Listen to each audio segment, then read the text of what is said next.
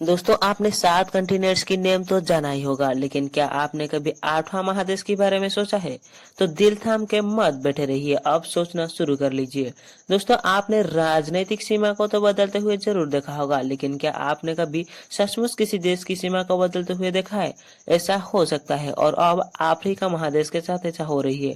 पहली बात तो ये है कि ये सब हमारी नजरों के सामने नहीं होने वाली है। अफ्रीका का अब 2 टुकड़े में डिवाइड होने के लिए करीब करीब लाखों करोड़ों साल लग जाएगी। दोस्तों अफ्रीका के बारे में बात करने से पहले मैं आपको ये बताना चाहूंगा कि हमारी इंडिया भी कुछ इसी तरह की बना हुआ था। आज आपको दिखने वाले भारत के नीचे वाले हिस्से ने अफ्रीका से ही आया था। चलिए थोड़ा शुरू से ही शुरुआत करते हैं। दोस्तों हमारे पृथ्वी के शुरू होने के बाद पूरी पृथ्वी में सिर्फ एक ही कंटिनेंट था, और जिसका नाम पांजिया था।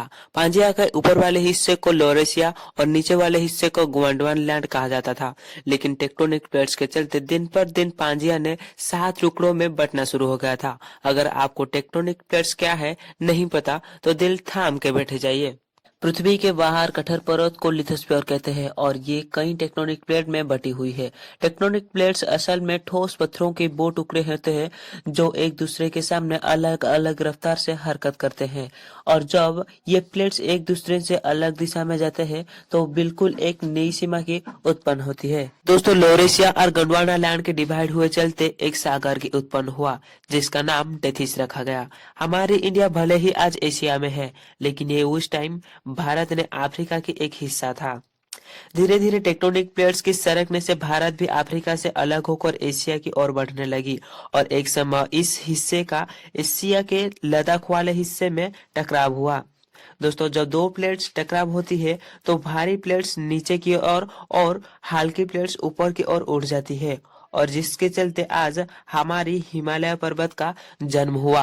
दोस्तों आज भारत सिर्फ एक ही टेक्टोनिक प्लेट पे टिका हुआ है, और लगातार ये भारी प्लेट हिमालय की ओर दब रही है, जिसके चलते आज भी हिमालय की हाइट दिन पर दिन बढ़ रही है। चलिए अब आती है अफ्रीका के ऊपर। 2005 में इस महाद्वीप में 60 किलोमीटर लंबे फैलाव में सिर्फ ही सिर्फ 10 दिनों के अंदर एक बड़ी दरार देखी गई थी, और तब से इस दरार के फैलना जारी है, और कुछ लाखों या करोड़ों सालों के अंदर ही अंदर अफ्रीका के 2 टुकड़े हो जाएंगे और एक नई समंदर जन्म लेगा। 2005 के बाद से ये बड़ी दरारें की वजह से वहां के लोगों में एक बड़ी डर पैदा हुई है। क्या आपने पूर्वी अफ्रीकी रिफ्ट के बारे में सुना है? इथियोपिया के लोगों ने भी कभी नहीं सुना था जब तक उनके पैरों के नीचे की जमीन में दरार नहीं आने लगी। पूर्वी अफ्रीका रिफ्ट पूर्व अफ्रीका में मौजूद दरार की सक्रिय जोन है। अफ्रीका के मामले में पूर्वी अफ्रीकी रिफ्ट के टेक्टोनिक प्लेट ने टूटकर 2 नई प्लेट को जन्म देगी, जिसका नाम सोमाली और नुबियन प्लेट रखा गया है। इस वक्त सोमाली और नुबियन हर साल 6 से 7 मिलीमीटर के दर पर फैल रही है। जैसे जैसे ये प्लेट्स दूर चलती जाएगी रिफ्ट वैली डूबती जाएगी, और रेड सी से बहकर आने वाले पानी बिल्कुल एक नए समंदर की जन्म लेगा, और बाद में अफ्रीका बहुत छोटा हो जाएगा।